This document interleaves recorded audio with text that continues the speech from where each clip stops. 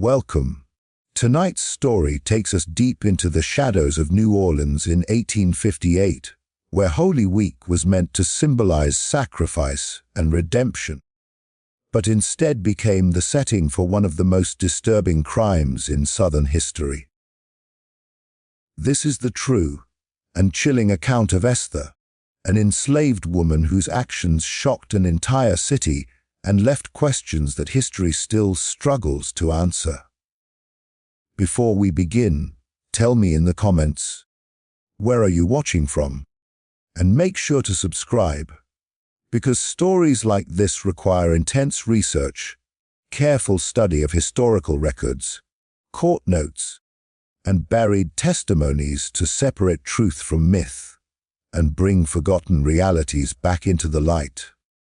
Esther's life in bondage began long before the events that would make her name echo through the streets of New Orleans in whispers and prayers.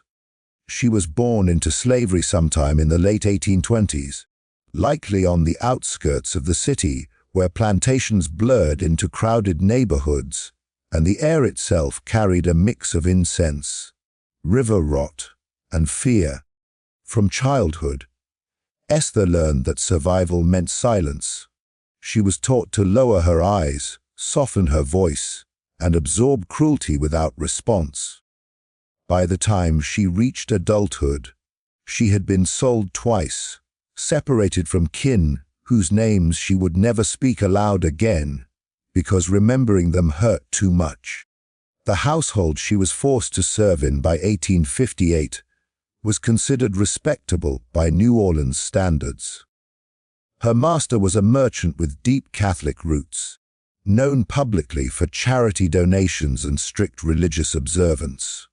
During Holy Week, the house transformed into a symbol of devotion, candles lit at dawn, prayers murmured at night, religious icons polished until they gleamed. But behind closed doors, faith did not soften cruelty. Esther worked from before sunrise until well after dark, cooking, cleaning, nursing children that were not her own, and enduring punishments that left no visible marks, but carved themselves into her mind. She slept on the floor near the kitchen, always close enough to hear the smallest sound in the house. The master's children were young, fragile, and constantly ill, and Esther was often ordered to care for them through the night. She rocked them when they cried, fed them when they refused to eat, and cleaned up after their sickness while their parents slept undisturbed. In public, the mistress praised Esther as useful and obedient, but in private she was accused of laziness, blamed for accidents, and threatened with sale whenever her exhaustion showed. What made Esther's situation especially suffocating was the religious pressure layered on top of her bondage. Holy Week was not a time of rest for her, it was a test. Every movement was watched more closely. Every mistake was framed as a sin. She was forced to attend prayers not as a participant, but as a reminder of her place, standing at the back, listening to sermons about obedience, sacrifice, and punishment. She was told again and again that suffering was God's will for her, that endurance was her duty, and that rebellion, whether in action or thought, would damn her soul as well as her body. Yet within Esther, something was slowly breaking. Years of grief, isolation, and fear had created a quiet storm. She had lost children of her own in earlier years, babies born into slavery who lived only days or weeks before being taken by sickness or neglect. Their deaths were barely acknowledged. There were no prayers spoken for them, no mourning allowed. She was expected to return to work as if nothing had happened, caring for her master's children reopened wounds she had never been allowed to heal. Each cry she soothed reminded her of cries she was forced to forget. Each small hand she held belonged to a world that denied her humanity. By 1858, witnesses later claimed Esther had become withdrawn. She spoke less, moved more slowly, and often stared into nothingness while working. Some thought she was simply worn down. Others believed she was becoming unbalanced, a term frequently used to dismiss enslaved people pushed beyond endurance. No one asked her what she felt. No one asked what she feared. In that house, her inner life did not matter. The days leading up to Holy Week were especially harsh. The household demanded perfection. Meals had to be flawless. The children were restless and ill, and Esther was punished when they cried too long or refused to sleep. One night, after being struck for letting a candle burn too low, she was locked in the kitchen until morning. Alone in the dark, surrounded by religious symbols meant to represent mercy, Esther reportedly whispered prayers not for forgiveness, but for silence, an end to the noise, the commands, the endless watching. It is impossible to understand what came next without understanding this life first. Esther was not a monster born in darkness. She was a woman shaped by it. Her bondage stripped her of agency, motherhood, grief, and hope, replacing them with duty and terror. In a household that preached salvation while practicing cruelty, her mind became a place where reality and despair blurred. By the time Holy Week arrived in 1858, Esther was no longer simply surviving. She was unraveling, carrying years of pain that had nowhere to go. This is the foundation of the story history often avoids. Before the crime, before the horror that shocked New Orleans, there was a life defined by control, silence, and relentless suffering. To understand Esther's actions, one must first confront the world that created her, a world that demanded obedience, denied humanity, and then feigned shock when something inside her finally broke. As Holy Week descended upon New Orleans in the spring of 1858, the city changed its rhythm. Bells rang more often, churches filled before sunrise, and even the most hardened households performed public devotion. In Esther's master's home, Holy Week was treated as sacred theater. Every candle had meaning. Every silence was enforced. The children were dressed in spotless white. Prayers were recited at fixed hours, and Esther's workload doubled under the excuse of religious duty. Any mistake during this week was not just a failure. It was a sin. From the first day of Holy Week, something felt wrong inside the house. The children were unusually restless. They cried through the night, refusing food, waking suddenly, as if startled by dreams they could not explain. Esther was blamed for all of it.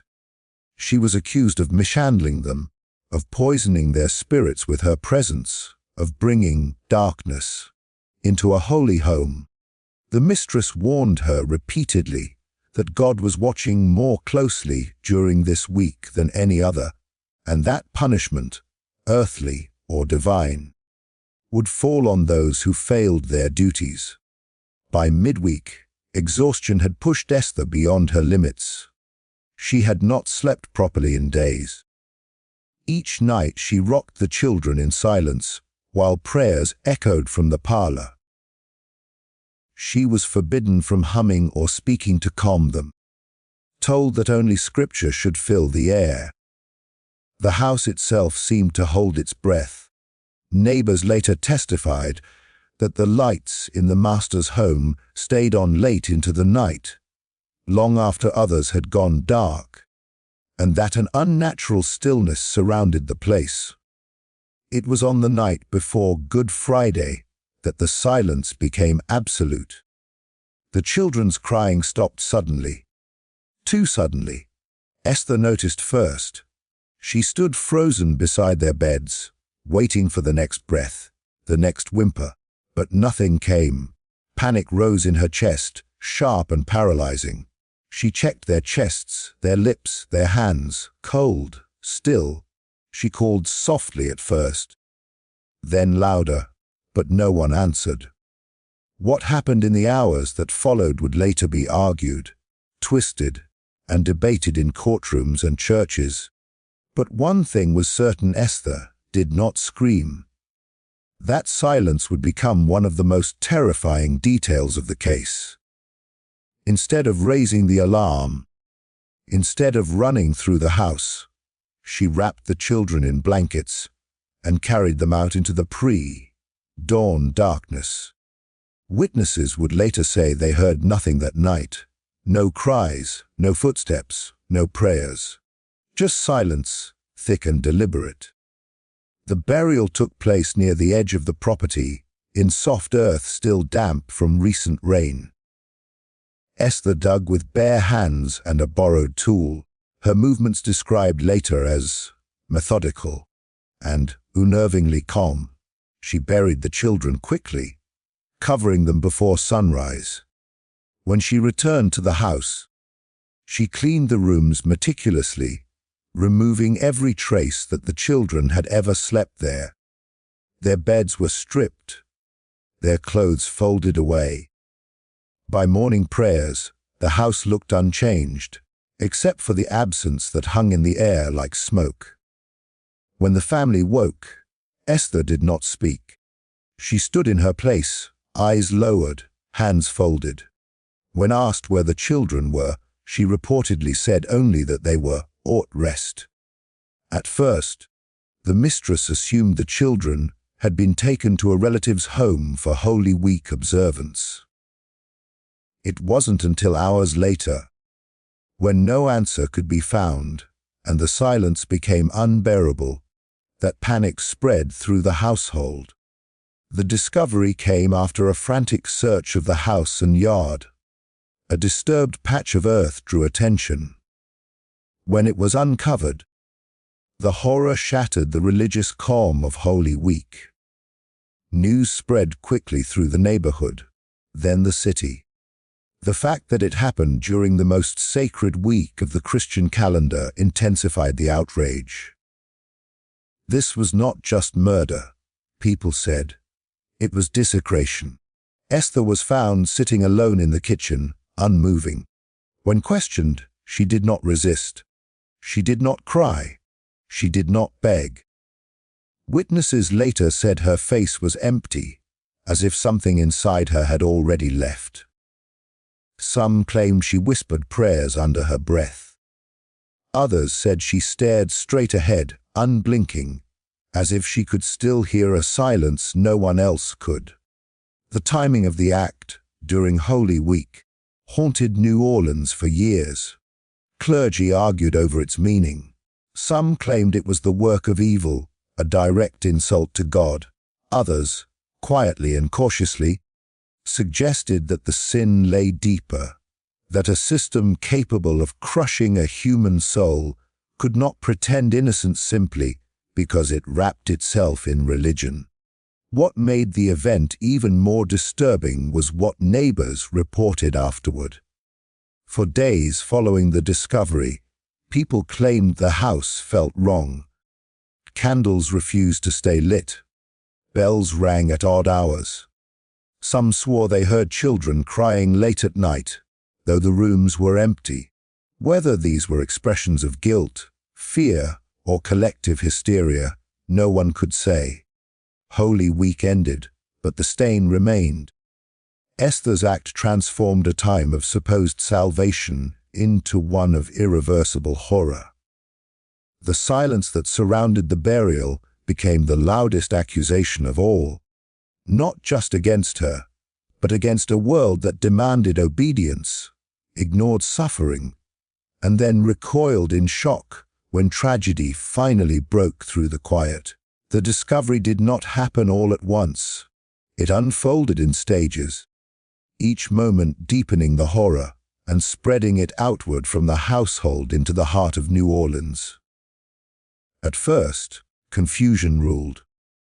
The mistress searched the house repeatedly, convinced the children had been taken elsewhere without her knowledge. Servants were questioned. Closets opened and shut. The yard was scanned from the porch with growing desperation. The house that had been so carefully prepared for Holy Week suddenly felt hollow, as though something essential had been removed from it. It was a neighbor who noticed the disturbed earth near the edge of the property. He had come to offer help after hearing raised voices and frantic prayers. The soil looked darker than the rest, freshly turned, uneven in a way that did not match the surrounding ground. When attention was drawn to it, the air changed. Conversation stopped. A priest who had been summoned earlier hesitated, then ordered the ground to be opened. What lay beneath confirmed everyone's worst fear. The moment the children were uncovered, panic erupted. The mistress collapsed, screaming prayers mixed with accusations. The master stood frozen, unable to speak. Servants fled the yard in terror, some crossing themselves, others sobbing openly. The priest fell silent, his Bible slipping from his hands. News traveled faster than reason. Within hours, neighbors crowded the street, whispering in disbelief. By nightfall, the story had reached churches, markets, and taverns. This was not just a family tragedy anymore. It was a citywide shock. What horrified people most was not only the deaths themselves, but the manner in which they had been concealed. There were no signs of struggle inside the house. No broken furniture. No blood. The children's rooms were clean, their belongings neatly arranged. It was as if they had been erased rather than killed. Authorities later described the scene as unnaturally orderly, a detail that unsettled even the most hardened men involved in the investigation. The calmness of it all clashed violently with the brutality of the act.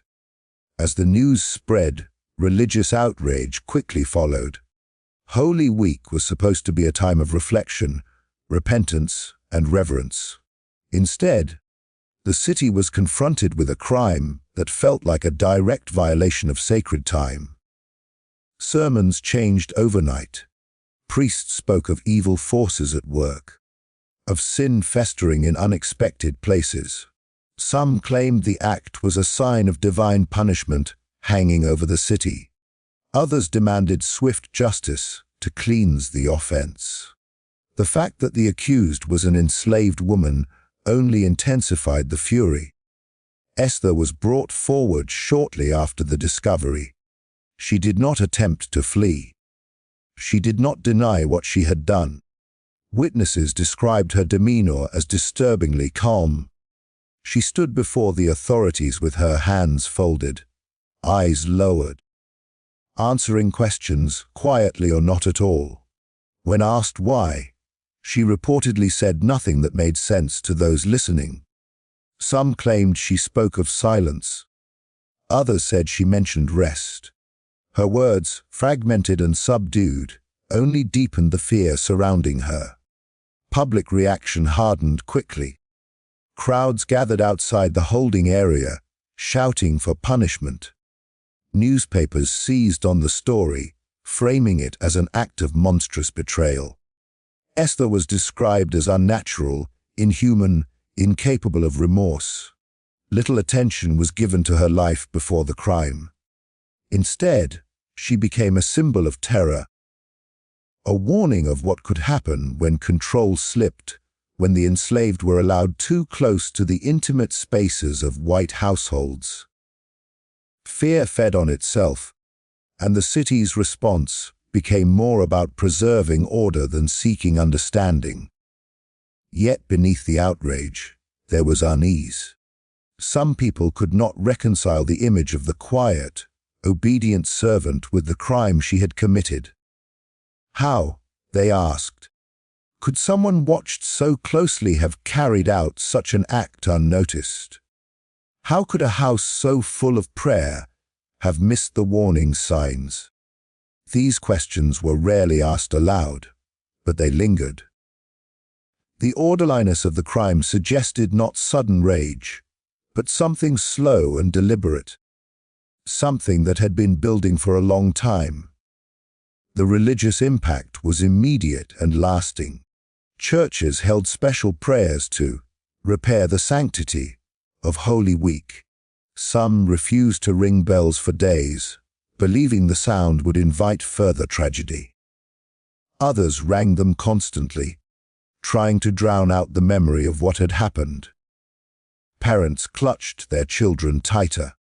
Households scrutinized their servants with new suspicion. The city, already tense from disease, politics, and the looming national crisis, absorbed this horror into its collective anxiety.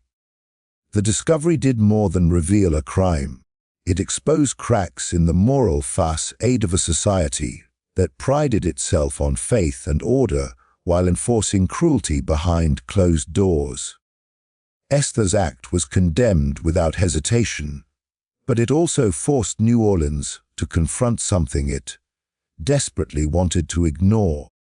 That beneath ritual and religion, there existed lives crushed so thoroughly that silence itself could become dangerous.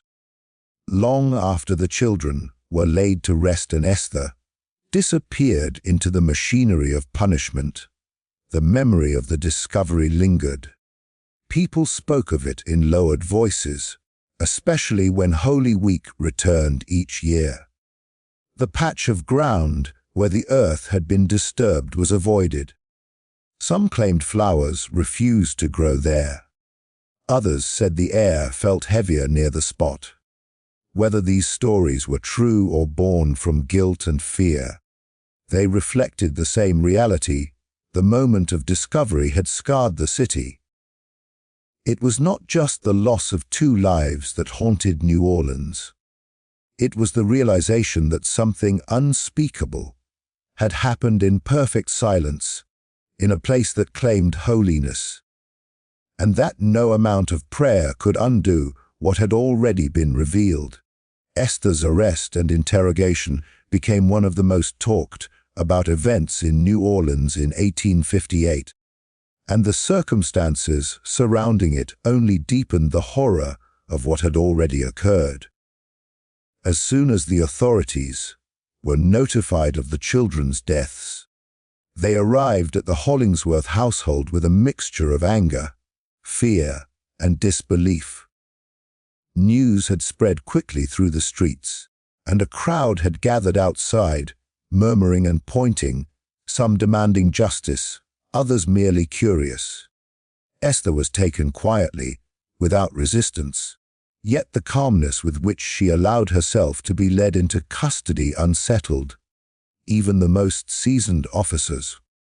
Once at the city jail, Esther was separated from the other prisoners, placed in a small, dimly lit cell.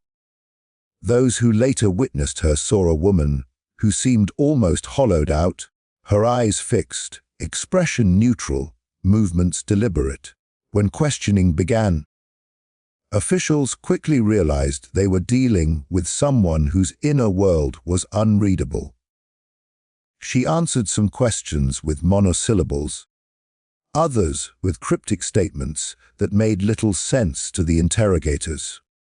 They asked how she had committed the act, why she had done it, and what compelled her during Holy Week. She remained silent for long stretches, and when she spoke, her words often referenced silence, rest, or God's will in ways that confounded and frightened those listening. The contradictions in her testimony further fueled the city's unease. She sometimes claimed she had acted out of mercy, as though the children were suffering and their lives were unbearable. At other times, she offered no explanation, her face blank, as though the act had been inevitable and required no reasoning at all. Authorities pressed her for details about the burial, the timing, and the tools she had used, but she provided little beyond confirming the events themselves. Each answer, vague or fragmentary, seemed to provoke more fear than clarity. The calm with which she described her actions, juxtaposed with the horror of the act itself, made officials suspect either madness or something far darker at work.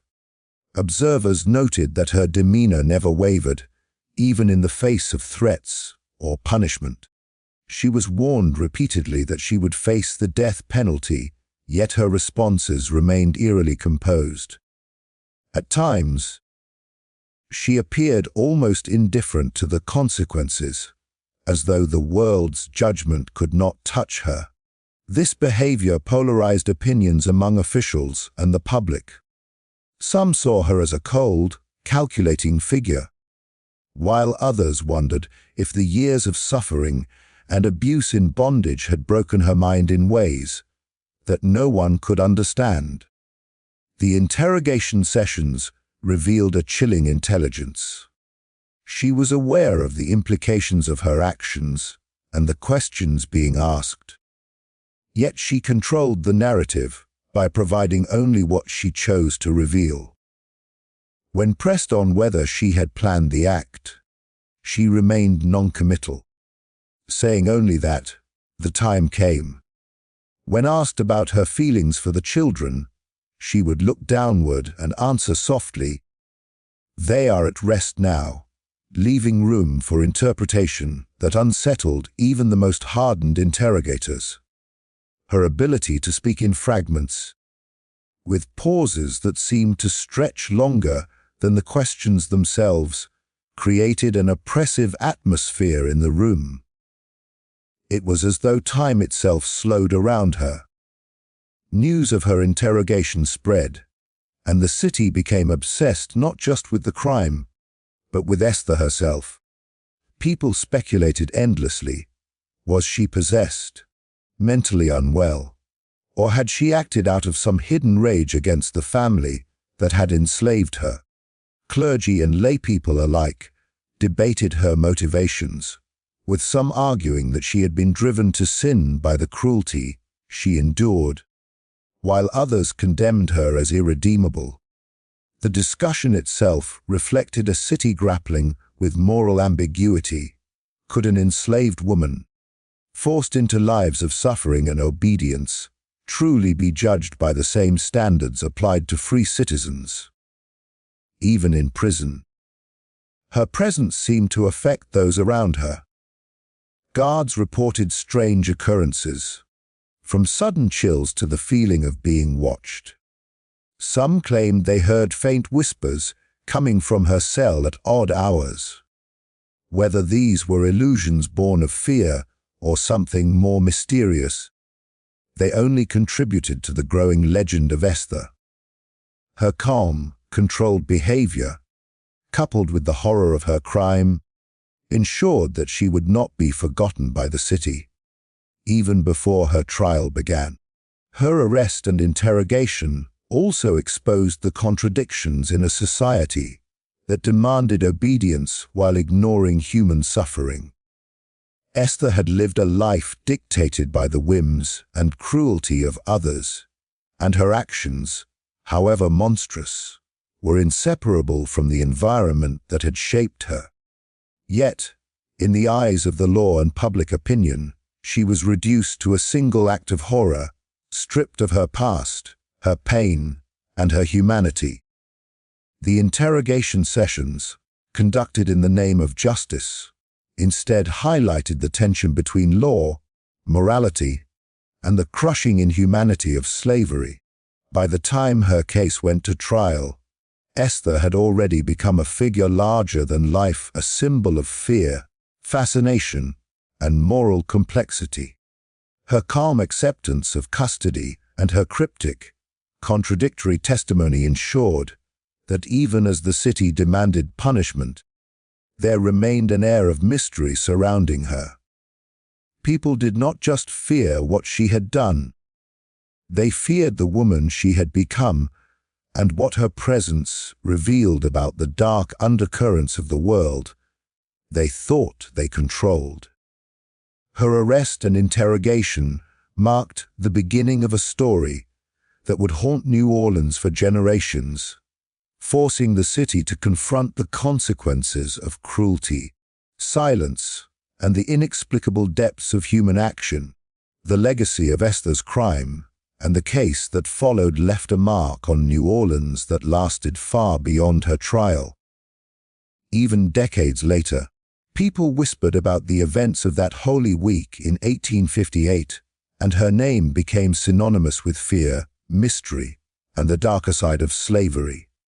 Scholars, historians, and even folklorists have tried to piece together her story, but the records are fragmented, contradictory, and in some cases deliberately obscured. This is perhaps no surprise. Esther's actions challenged not only the city's moral order, but also its sense of control over the lives of enslaved people, a truth many preferred to forget. The immediate aftermath of the case saw families on the plantation and the surrounding neighborhoods grappling with the sheer horror of what had occurred. No one could fully comprehend why Esther had done it, and no amount of theological reasoning or psychological explanation seemed adequate. The local churches, which had been the spiritual backbone of the city, struggled to integrate the event into their narratives of sin and redemption.